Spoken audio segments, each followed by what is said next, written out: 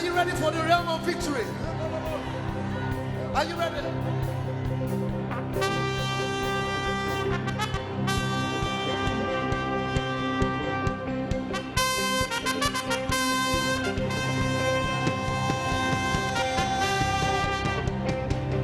Hallelujah.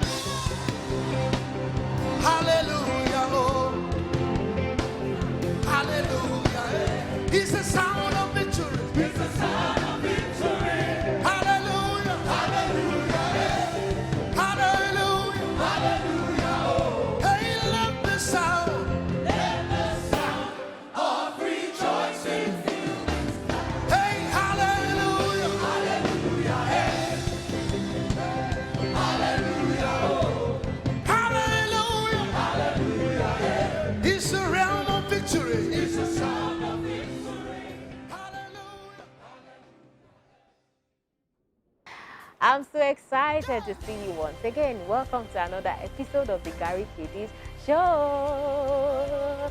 Today is going to be another exciting moment because today we're going to be learning different things that will empower us as children, as parents, as adults, just name it. It's an educative session and I hope you won't touch that dial because you're going to learn a whole lot. A touch is equal to a miss and I'm sure you don't want to miss anything. So welcome once again. Let's go. So today we'll be discussing the rights of the child. The rights of the child. As children, what are the rights you have as stipulated by the United Nations and UNICEF? So today I just want to educate you as children and as parents. What are the rights children have that we don't know? What are the rights children don't know that they have?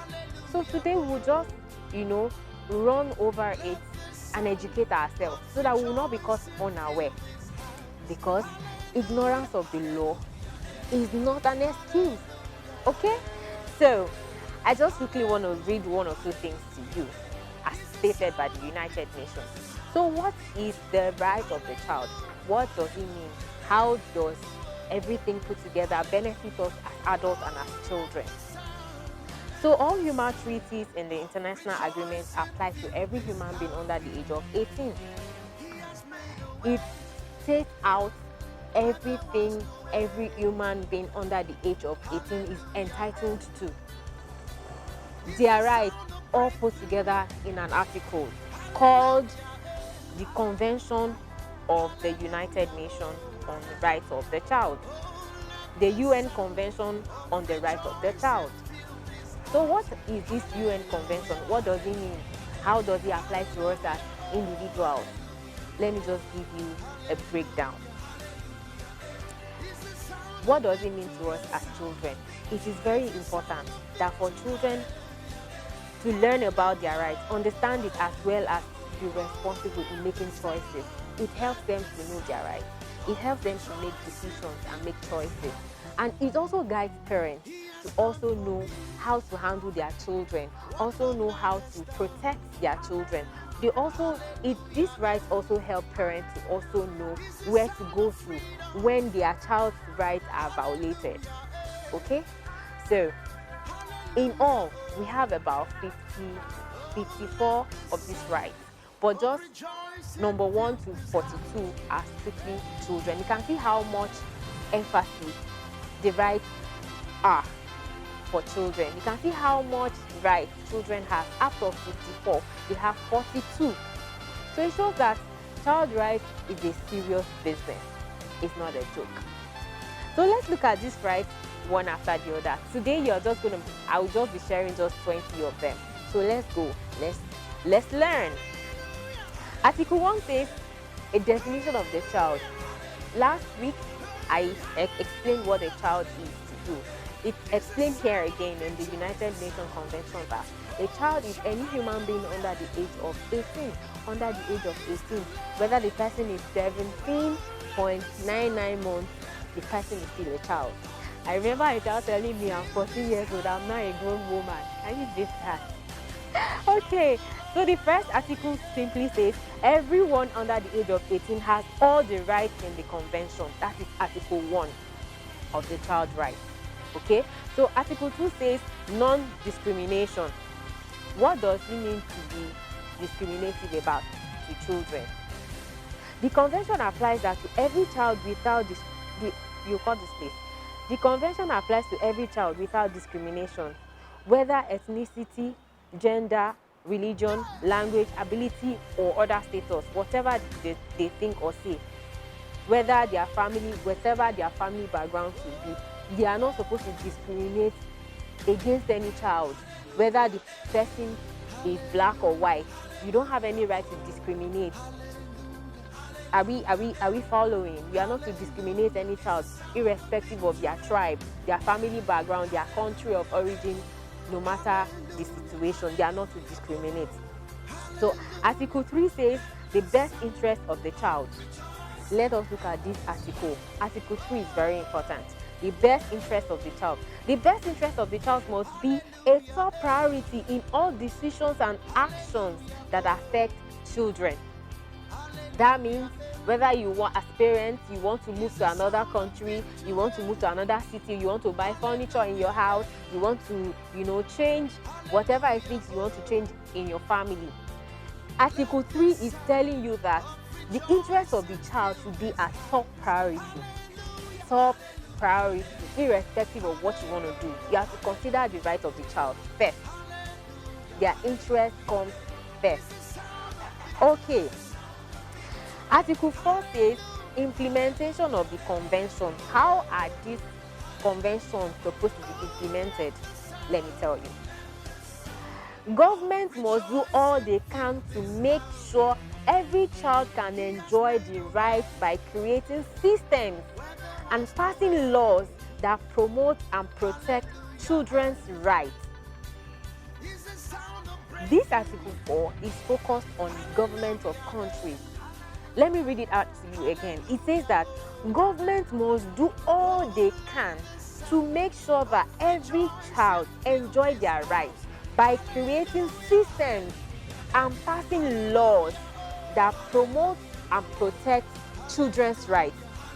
That means every government in every country, they have to make systems, put systems in place, put laws in place to promote the interests of every child. Okay, so let's look at Article 4. Article 5. Parental guidance and child evolving capacity. Parental guidance and child evolving capacity. What does this Article 5 mean?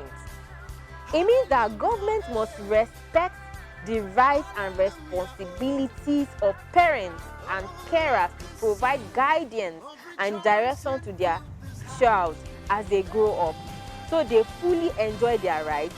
This must be done in a way that recognizes the child's increasing capacity to make their own choices. That means as children are growing up, governments are to, give parents the ability, the right to guide these children to grow right. They need guide because as children, they literally know nothing. So they need parental guidance and carers guide. So the government has to, give parents this right to raise the children right. Okay? And in doing that, parents are supposed to respect the rights of these children as well. They are supposed to respect the rights of these children as well. You don't say because you are the parent, then you just do anyhow. You just treat them anyhow. You shut them down. You do anything just because you are their parent. The convention is trying to tell you today that while you are guiding them, while you are trying to teach them one or two things, you should also put into consideration their rights in order not to violate their rights.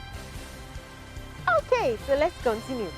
Okay, so Article 6. What does Article 6 say? Article 6 says life, survival, and development. Life, survival of the child, and development of the child. So what does this mean to us as children and as adults? So children, listen very well. It says that every child has the right to life. Governments must do all they can to ensure that children survive and develop to their full potential. every child has a right to life.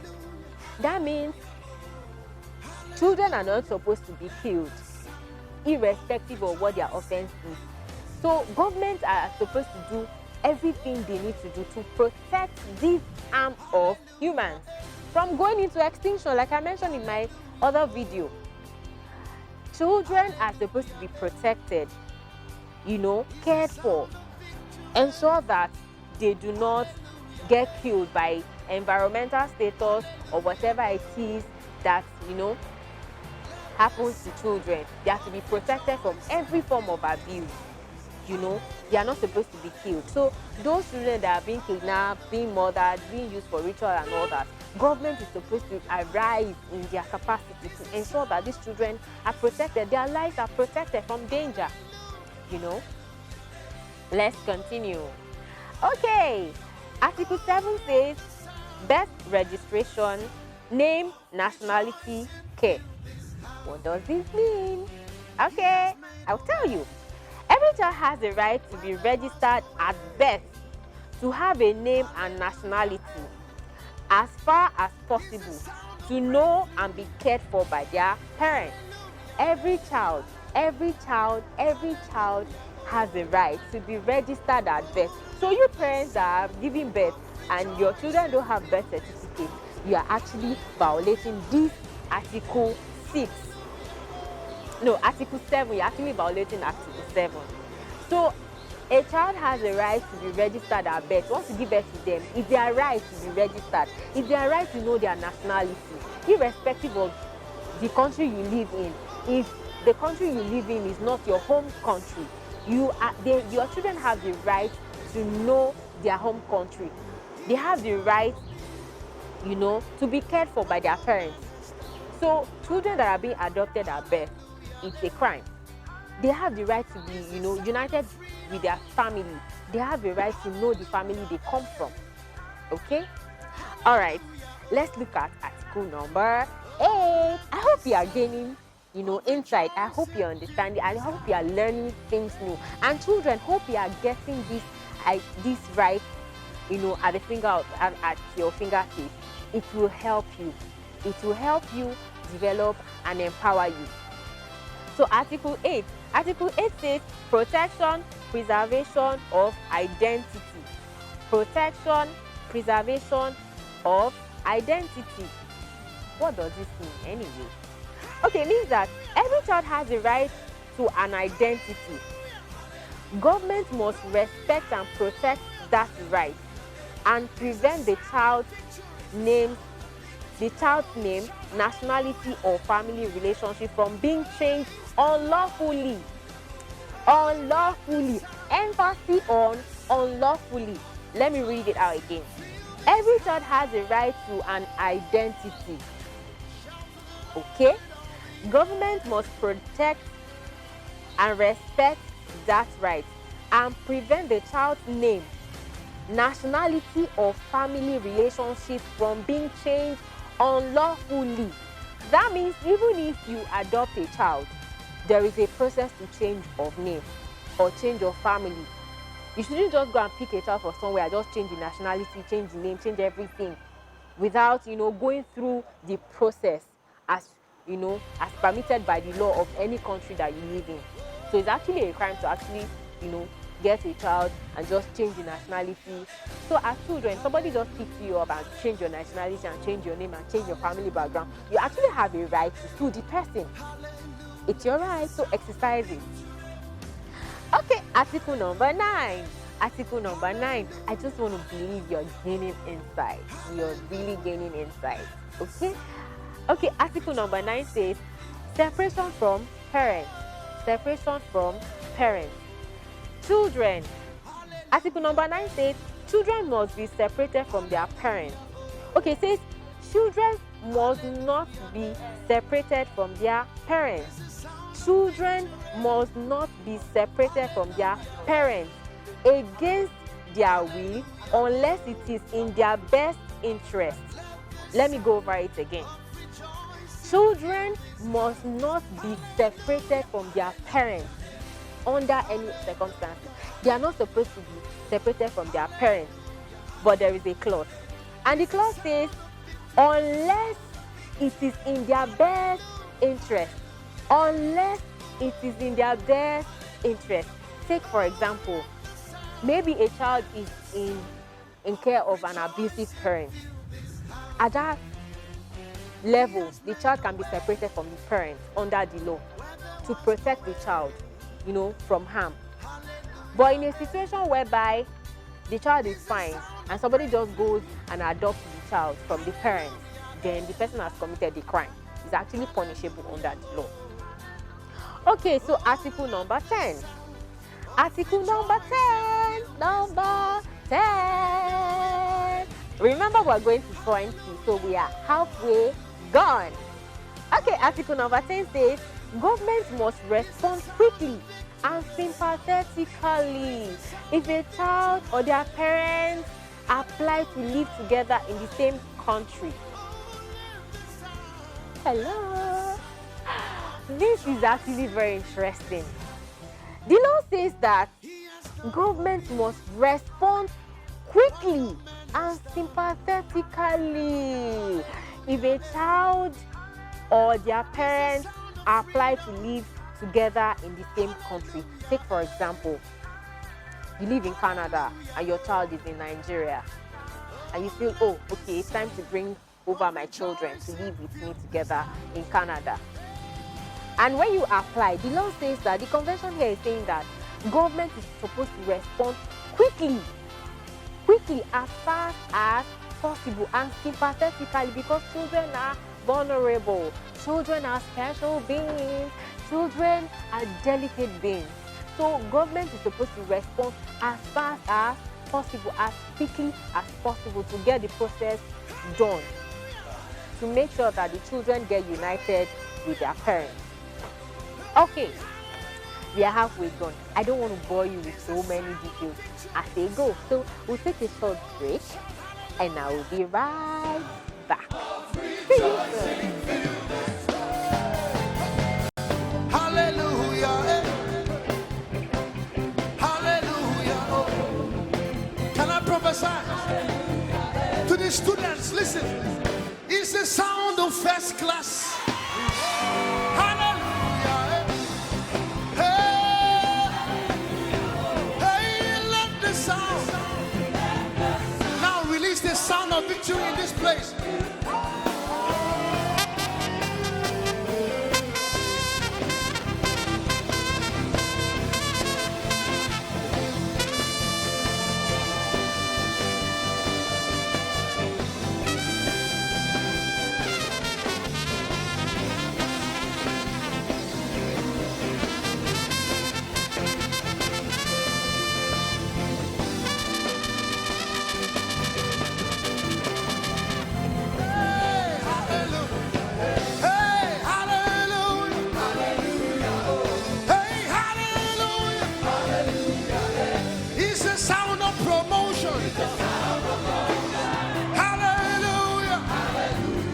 Somebody is getting promoted.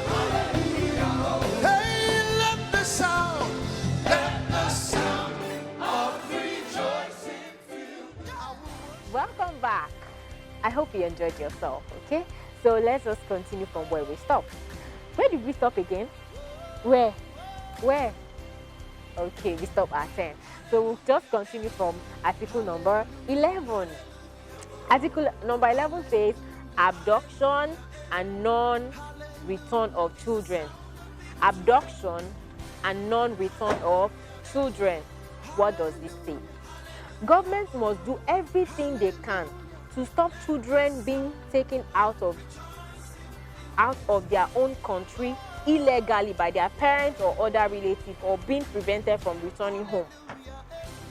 Governments of every country is supposed to do everything they can in their power to ensure that children are being taken, to stop children from being taken from their parents or their home country against their will, irrespective of who it is, either their parents or their relatives, and a situation whereby children are being prevented from going back to their home country. Government is to put laws in place, machineries in place to ensure that this abduction is stopped. This abduction is prevented to the barest minimum. So children are not permitted to be adopted or taken forcibly from their parents. It's a crime. It is a crime. So we use this medium to appeal to every government to do everything they can to secure the release of every child that is still in captivity. We are pleading. Thank you. Okay, article number 12. Article number 12 says respect of the views of the child. Respect of the views of the child. Respect of the view of the child. That means the children's view has to be respected. Simply put. Let me read what it says. Every child has the right to express their views, feelings, and wishes in all matters affecting them, and to have their views considered and taken seriously. Yes, I have to be serious at this point. Let me read it again. Every child has the right to express their views on any issue. Yes, their views on any issue. Their feelings and their wishes on all matters affecting them, and to have their views considered and taken seriously. For example, you want to decide on the next location to relocate to, and you call the family meeting and you ask every child, okay, what do you think? And every child expresses their view. You call the meeting yourself. They didn't come and meet you. So at this point, they have aired their views. They have told you how they feel and how they are not feeling. So you have to take into consideration everything they said, and you have to take it seriously. But this is the mistake most parents make. When children, air their views on matters, they end up shutting them down. And this kills the self-confidence of these children. Parents, let's do better. Thank you. Okay, article number 13. Article number 13 says freedom of expression. Freedom of expression. Let me read what it says. Every child must be free to express their thoughts, opinions, and to access all kinds of information as long as it is within the law. Every child has a right to express their thoughts, opinions, and to have access to all information, all kinds of information, as long as it's within the law. Here, the law gives children, right to access any kind of information. But as parents, we are supposed to put a control of what they watch, control of what they listen to. We need to put a control on what they do in the internet space, so as to protect their mental health. Article number 14. It says freedom of thought, belief, and religion. This is a sensitive one, very sensitive one. Freedom of thought, belief, and religion. Here's what it says. Every child has the right to think and believe what they choose, and also to practice their religion, as long as they are not stopping other people from enjoying their rights. Let me read that again. Every child has the right to think and believe what they choose, and also to practice their religion, as long as they are not stopping other people from enjoying their rights. So if you are a Christian, for example, and your child decides that, I want to be a Hindu worshipper, for example, under the convention, it says that they are free to practice whatever they wish to practice. But here again, there is a control. As parents, we know more than these children, so we can tell if what they want to do will, in the long run harm them. So we have to put a check and control. See them, that have a talk with them, give them the pros and the cons, let them be the one to decide, and make them understand that they are responsible for every decision they make and the consequences that come with it. Okay? All right, let's quickly go to article number 15. It says freedom of association. Freedom of association. Every child has the right to meet with other children and to join groups and organizations, as long as it does not stop other people from enjoying their rights. Every child has the right to join any group, association, as long as it's not affecting other people from enjoying their rights as well. So a child can come home today and say, mommy, I want to join Girls Guide, I want to be a part of the Scout, I want to join a volunteer group in my church. They have a right. Okay, so just guide them to enjoy this right within the context of the law. That's all I'm saying. Okay, article number 16. 16. We are almost there. 16. 16 says right to privacy. This is very key. These rights have been violated over and over and over and over again. So today I want to let you know that it is wrong, to invade your children's privacy. Let me tell you what it is. Every child has a right to privacy. The law should protect the child's private, family, and home life, including protecting children from unlawful attacks that harm their reputation. Let me bring it down home. The child has a room, and because you are the parent, you just barge into their room like that. It's wrong. You have to knock. Let them let you in. It's your house, yes, we agree, but you gave it to them, so it's their privacy. You shouldn't just barge into their rooms like that. Amen, somebody? All right. Okay, article number 17. It says access to information from the media. This is another sensitive part of it.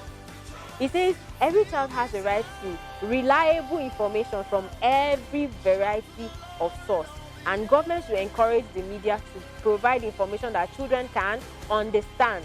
That's why we're doing what we are doing. We decided to target the children sector because we realize that a lot of things are flying around and most of these children don't understand. Okay, so it says that every child has right to reliable information from a variety of sources, and government should encourage the media to provide information that children can understand. So government is to support and promote more children content on the media. These days you go to the internet and you rarely find children content. It's not supposed to be. So government is supposed to put laws in place to ensure that children have their own content as simple as possible for them to understand. Okay, article number 18. Yay! 18. 18 says parental responsibilities and state assistance. Parental responsibilities and state assistance. Here's what it says. Both parents share responsibility for bringing up their child and should always consider what is best for the child. Government must support parents by creating support services for children and giving parents the help they need to raise their children. Both parents are responsible. It's not only the mothers or the fathers that are responsible for the upbringing of these children. Where the mother is not there, the father is to step in. Where the father is not there, the mother is to make up for it. We shouldn't leave the raising of these children to just one gender. It's not supposed to be. Okay, article number 19. We are almost through. Article number 19 says protection from violence, abuse, and neglect. This is another key point. It says government must do all they can to ensure that children are protected from all forms of violence, abuse, neglect, and bad treatment by their parents or anyone else who looks after them. That means there should be, I know we have a lot of laws, but are these laws being implemented? Governments are supposed to put in place laws that will protect these children from abuse, any form of abuse, any form of harm, either by their parents or any relative or anyone taking care of them, maybe the nannies and all. There are laws. Governments are to implement these laws against, any form of abuse that these children experience. We all know that these children are vulnerable and they are exposed to so many abuses on a daily basis. So government is supposed to implement these laws, make it, let it go viral, let everybody know that, okay, if you do this to a child, you'll be prosecuted. A lot of children are being violated these days and nothing is being done. This is not supposed to be. Okay? All right. We are at the last part of the show. Yay! Last article for today. Okay, it says, Article 20 says, children unable to live with their family. What will happen? What should happen? Children unable to live with their family. It says, if a child cannot be looked after by their immediate family, the government must give them special protection and assistance. This includes making sure that the child is provided with alternative care. that is continuous and respects the child's culture, language, and religion. A situation whereby maybe as a result of war, the children got separated from their families. The law says that government is supposed to put structures in place to provide an alternative care for these children. In doing that, you have to respect the child's religion, background, and upbringing. The child's culture is supposed to be taken into consideration as well. So from all I've said so far, children, can you see how powerful, how much rights you have? And parents, can you see how much you need to do? And government, can you see how much work you need to do to protect these children? So today I'll be wrapping up here. We'll continue some other time. I thank you so much for coming along with me. I hope you have learned one or two things, and I'm hoping that you put these things into practice. Until I come your way next time. Okay, I want to ensure that everybody is following us on our social media handles. If you have not done that, please do today. Like our channels, like our pages, follow us on social media, click like, click, share, subscribe. Everything you need to do to ensure that everybody around the globe is seeing what we are doing. Please help us to grow. We are nothing without you, you know. Thank you for coming with us this far. Until I come your way next time, it's goodbye.